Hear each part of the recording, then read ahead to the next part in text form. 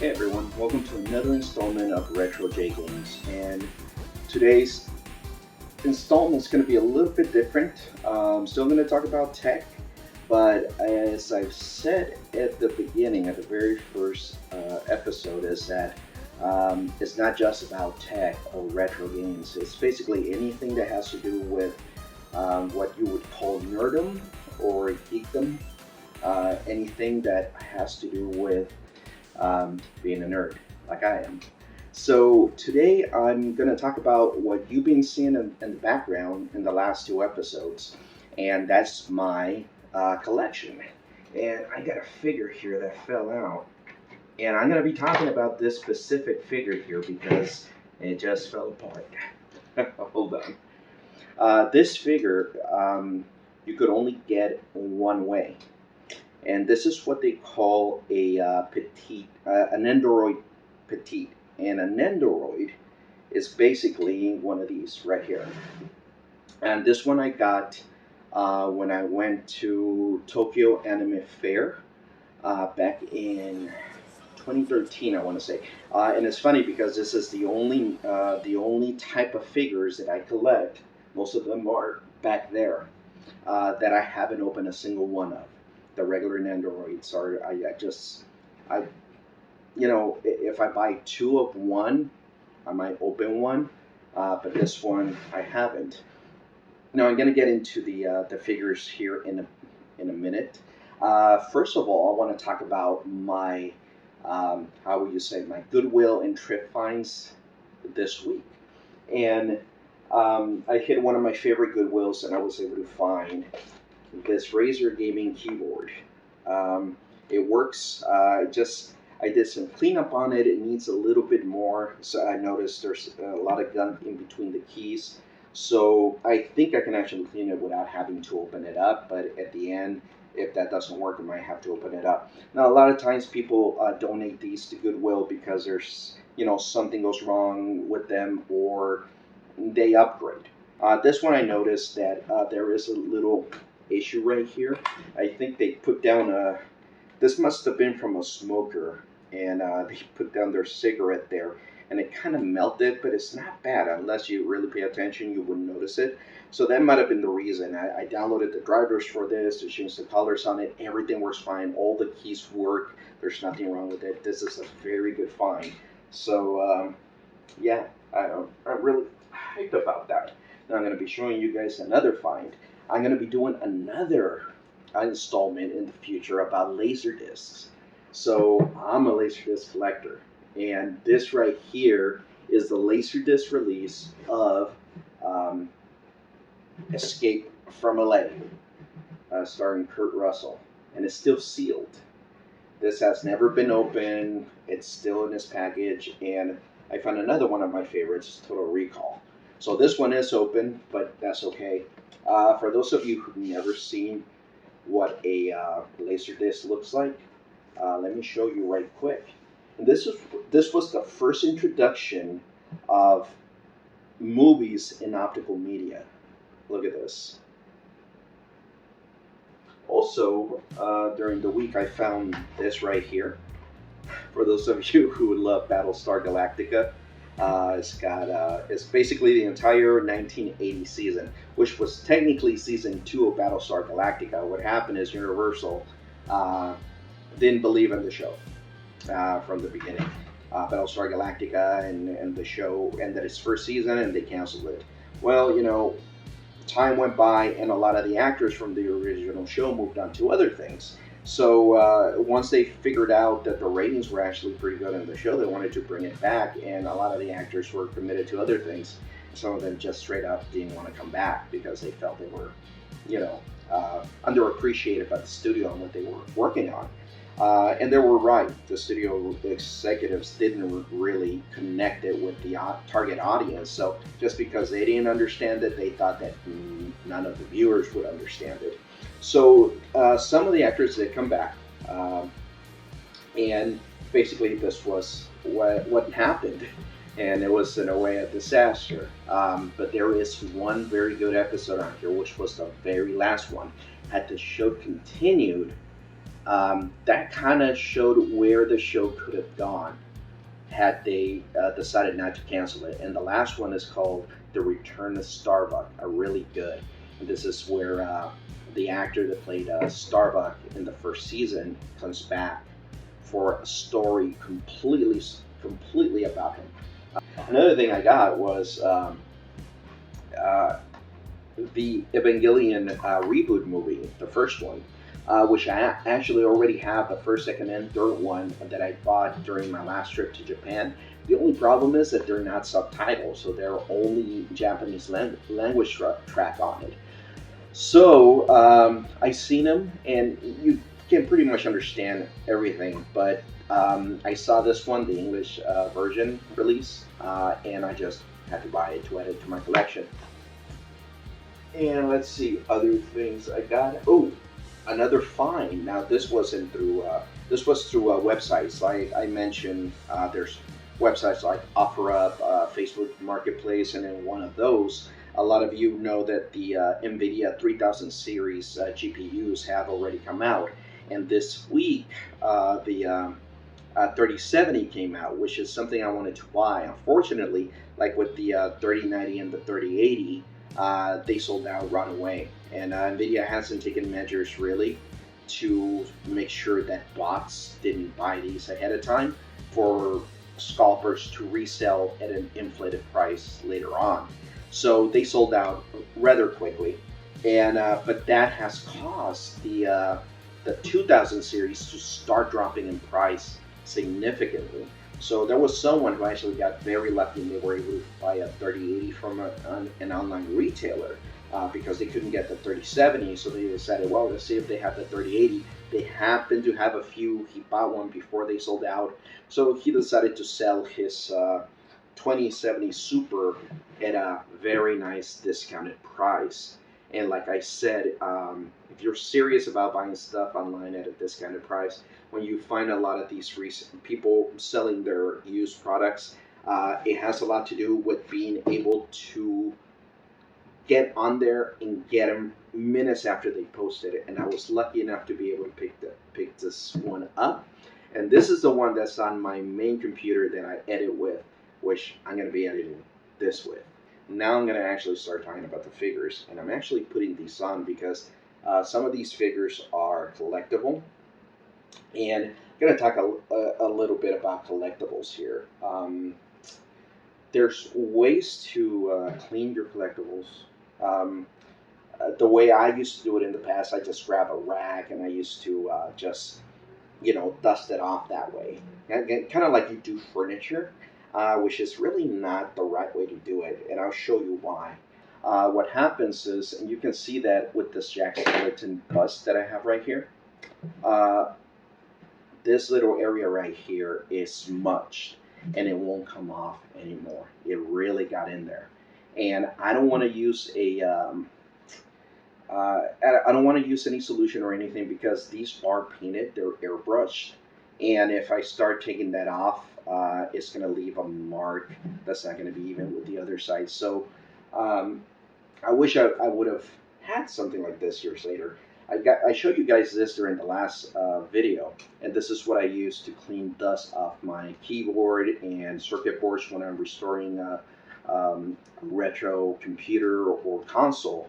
But these come in very handy for cleaning figures. Now this is great to remove the overlaying dust that's loose on them, and just go around all around it. And then I also showed you this during the last video. I buy these as well to dust stuff after I do this, after I use the little vacuum, and you can actually get in there really close without smudging that dirt into your figures and then ruining them for the long run.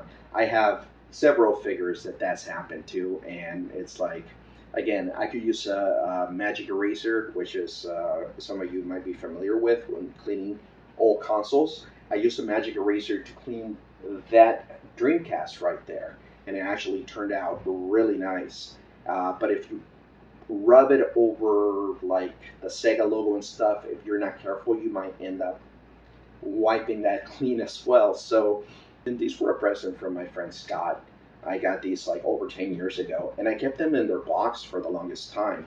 And I moved so many times, and they were in storage. And then one time when I moved from the old storage unit to the new one, I noticed that the old storage unit, something happened to their climate control. So they, a lot of the boxes started, it looked like it had gotten damp, and I didn't want my figures to get damaged. So for this one, I removed it from the box and I had him out here, and then that happened, and it's like, bummer. This was also given to me by my friend Scott. And this is a Mickey as Jack Skellington. A lot of these, as you notice, I have a lot of them in their box. And I'm the kind of person that I don't take them out of the box unless the box has been damaged, like with this one, these ones here. Or if I already buy them out of the box. And a good example of that is these figures right here. Actually, this one I bought this week down in Little Tokyo at Jungle. And it was already open. I actually have another copy of that figure in the box, and that's a collection. I'm only missing one figure to complete that set. But I like this figure so much. It's from Macross 7. I think it's one of the Macross series that doesn't get as much love as it should. It's definitely one of my favorites, so I wanted to have the character. They sold it.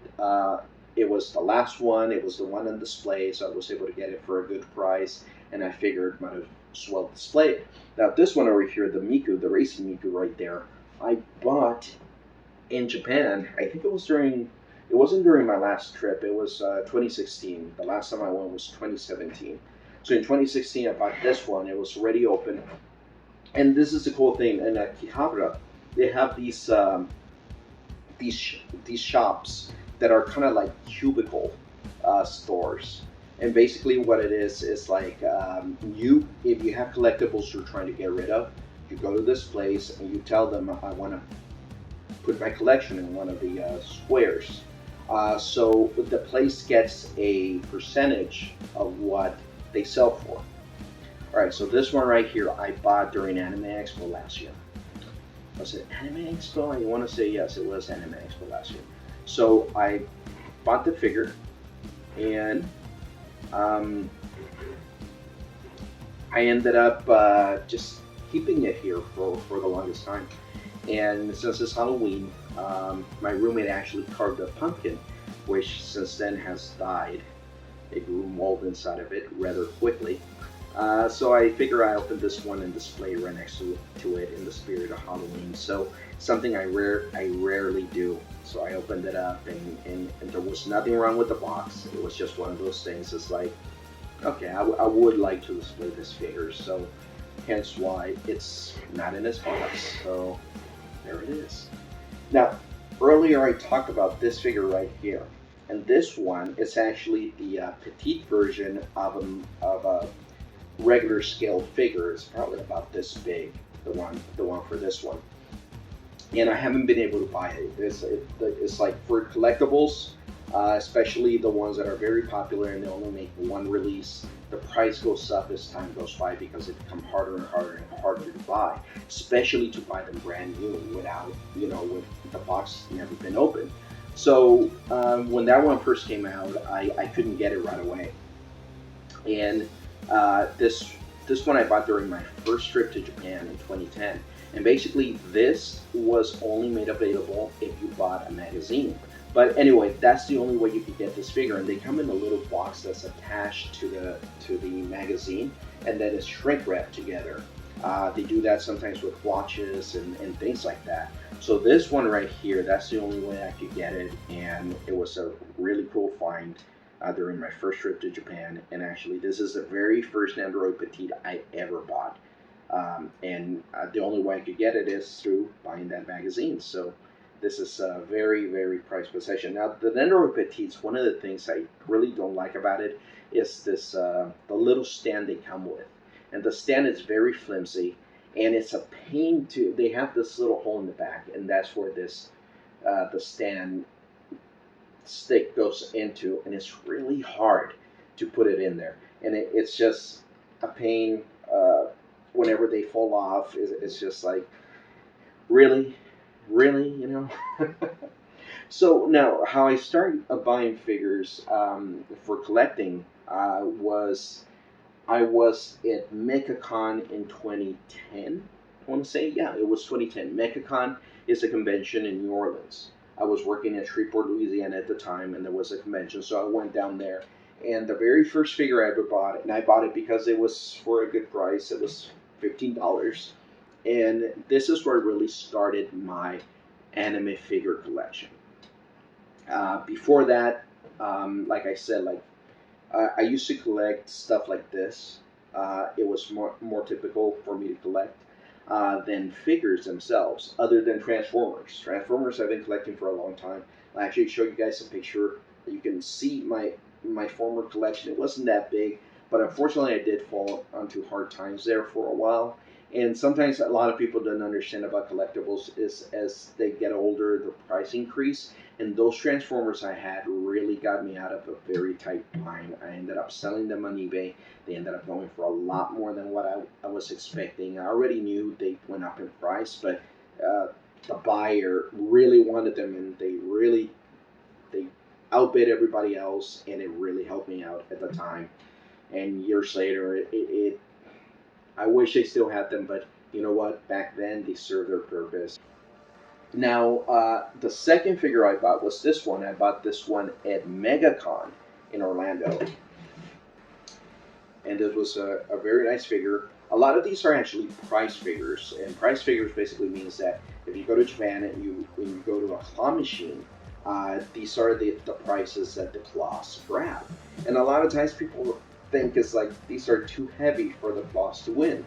Well, this is the first claw figure I won in Japan ever, and this was back in 2012, the first time I took my niece and we hit one of the Sega arcades, and I won this. And didn't really even, I think it was only 200 yen that on my second try, I got it.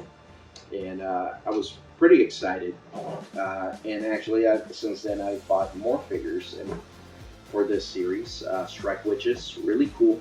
It used to be on Netflix and then it disappeared. I don't know if it's available for streaming other than Crunchyroll.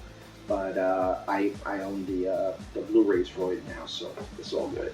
So this is the very first claw machine one I bought. That one I also won in a claw machine. That's Stitch right there. Now I also collect Star Wars stuff. I don't have as much Star Wars as I would like to have, but this is one that I recently bought during a trip down to downtown Disney here in Anaheim, and it was the last one on the shelf. I haven't seen this figure since or before. So it was like one of those things that there were people on the way and I wanted to get to it and they weren't moving. They were just arguing with each other about where to go next, or what to buy. And I was afraid that I wasn't going to be able to get it. So the people finally were able to move and I reached in and grabbed this. It was the only one on the shelf, but I'm glad I got it. If you guys watch Mandalorian, you'll understand why. It was a big deal for me to get this. Now, this one here, this is pretty cool. I bought this, and again, I haven't opened it. I might actually open to display because it's not really a figure like that. It's more like something like this. And I bought this during my last trip to Japan. I was at Tokyo Disneyland, and I just kind of had to get it. It's some nice little Mickey, nice little figure. So I got that there. Now this one here, every time I go to a convention, if there's a Robotech panel, I go. And I love Robotech panels because they're always giving out information. They're putting out a lot of good merchandise, and they do a lot of cool giveaways. And I think I've been able to get something given away to me, and pretty much every time I've been to a Robotech panel in the last 5 years, I would say.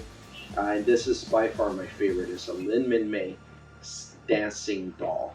And basically what it is a Bluetooth speaker. So you pair it to your device You play music and dances. So if you want to get the song that the figure was known for in Robotech and play it, you have your own little Minmay. You can pretend you're a Centrati warrior listening to a Minmay doll saying, how cool is that? Now, this right here, this is my roommate's. Since I don't have that much Halloween stuff to put out, he offered to put out his Hector figure from this Disney's Pixar's actually Coco. No, I think it was actually a Disney release, not a Pixar release. One of the two. It's Disney regardless. So he got Hector, and actually this is this mask he wore last year for Halloween. This was 3D printed and it was painted, and I'll show you guys a picture of that. But it looks pretty amazing. He did a great job with this costume. So this is one of those figures that you can find at stores. Now, this leads me to this little figure I have. What this is a little bank, and I bought this when I visited my sister this summer down at Bisbee, Arizona, which is just a little bit south of Tombstone. And basically, I had one of these when I was a kid, exact same model. I mean, we went into this antique shop and I saw it and I told my sister I gotta buy it. And she right away recognized it as one of the ones I had. Other things I collect as well, video games. Of course, you know, retro gaming. Now this one here is a work in progress. The reason is because, and this is one of my pet peeves with when shopping at Google stores, because they have little displays that you can get to. You can look at stuff and then ask the person behind the register. They can show you something from back there, and they really need to do that with all video games. Put them in a display case that you can get to. You can just see them, because this was actually put on the floor. And I found this scattered all over the store. I literally had to go on a kind of like on a treasure hunt, because I found this by itself. Yeah, got everything out. The box, I found it by itself, and then behind it, I noticed one of these. And then as I went through the store, I saw another piece and another piece, until eventually I found the instructions book. And basically I could never find the game, because what happens is a lot of people with games at thrift shops, they open them up and they take the game. Another thing I have from my collectibles, some of you might know I used to work for Disney. Actually, I worked for Disney for just under 10 years. And this right here was one of the watches they only sold for cast members. And I didn't buy this when it first came out. Actually, my friend Jason bought this, and years later I was able to get it from him. So it's a very nice watch, beautiful design, and I have to get it.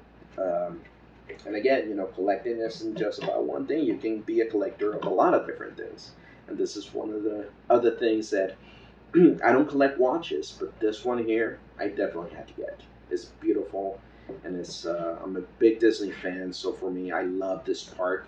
I've been to this park 6 times, and every time I go, it just blows me away. It's I step in there, and it's like I'm stepping in there for the first time. It's a beautiful place to visit, and it's great. Now, I'm going to talk about one of the type of figures I collect, the Miku figures.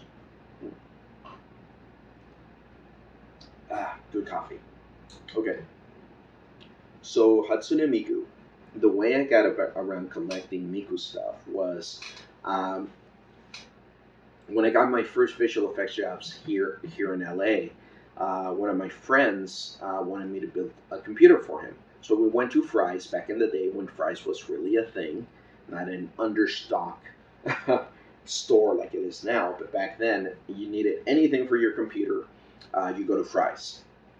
So we went to Fry's, and this was the first time I saw a salesperson in the computer department that actually knew what they were talking about. So we're talking and everything, and I mentioned that I was going to be going to Japan for the first time later that year. And the guy brought up Hatsune Miku. and he was explaining what the technology was and everything, and I got very curious. So when I went to Japan, I was looking for the concert. And for those of you who don't know, Hatsune Miku is basically a virtual star, and it's projected on this type of display that's see-through, but the light is captured by the display, so it doesn't really go past that, so you can see it right there. And basically, they put on concerts with live audiences, and they've been doing this for around the world for some time now. And this is one of the ones that I saw online. I only saw clips here and there, but I wanted to get excuse me, I actually wanted to get the Blu-ray for this. And during my first trip to Japan, I looked everywhere, and the Blu-ray was sold out. Actually, I was able to find the DVD at one location, and it was the last one they had, so I got very lucky. I was able to get it. And since then, I've actually been to just about I've been to every performance they've had here in LA. The first thing I ever started collecting back in the day was comic books. And comic books came to me at a time, as a kid I read them, but I was never really into them. But when I joined the Army, I left for basic training in 1993, in February 1993. And that was around the time of the death of Superman. I remember when I heard about the death of Superman, I was like, whoa, how can Superman die? So I wanted to see the storyline. And it started with the Doomsday storyline. And I just kept buying the comics after that. So comics were a lack of a better word, an escape from my military life while in the military. So I collected comics all through that. That's when I really got into Green Lantern, which is my all-time favorite comic book superhero. And this is just one of the ones that I found at one of the thrift shops I went to. But I have a massive collection put away in... actually, I don't have those in storage. I have those here in the closet. So, one more thing to show you guys before I wrap this up today. I want to make sure I didn't miss anything here. Oh, here's another figure before I get to the really big figure. This is Super Sonico. Some of you might have seen the anime. The character's been around for a long time. And then they started making figures of Super Sonico. And then an anime came out back in, I believe it was 2014, 2015. And in one of the episodes, Super Sonico's actually modeling for... I forgot which company. I think it was Good Smile Racing.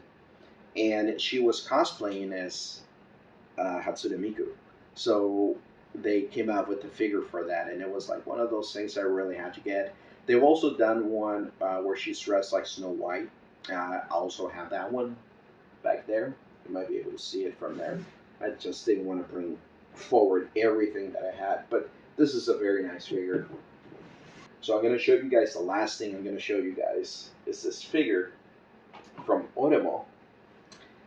It's a Kirino figure that I had purchased, and I also have not opened. Now, I was talking to my roommate recently about this figure. For example, if I was to resell this figure in the future, when you resell an item like this, years and years later, you're not so much selling the item as much as the mystery of the condition it might be in. So basically, you always assume if it's unopened that it's in perfect condition. But, you know, as a collector, you sometimes just never know. Now, it's easier to tell with figures like this one. They have a display that show you what the figure looks. You know, it's you know, you want to look at the figure, and you just look inside like that without opening it. But something like this, like with the Kuroneko right up there, the one in the cat ears. Same thing. I don't know what condition that's in. It is a smaller figure, so chances of it getting damaged during shipment are very, very small. But this one here, you know, is just a chance you take when you order something like this. And this was shipped directly from Japan. But anyway, so guys, thanks for joining me at this installment of Retro J Games. I hope you liked my figure collection, and you know, make comments below. Let us know what you would like for me to cover here. You know, going to be covering Laserdisc, going to be covering mini discs pretty soon. And then also talk a little bit about some of the new tech that's been coming out, and talk about the deals you can get by buying the slightly outdated tech that's still relevant, like the RTX 2070 Super, which I was able to get for a really good price now that the 3000 series are out. So keep an eye out for stuff like that. We'll talk about that in a later installment. But for now, guys, thank you for watching. Take care, be kind, rewind.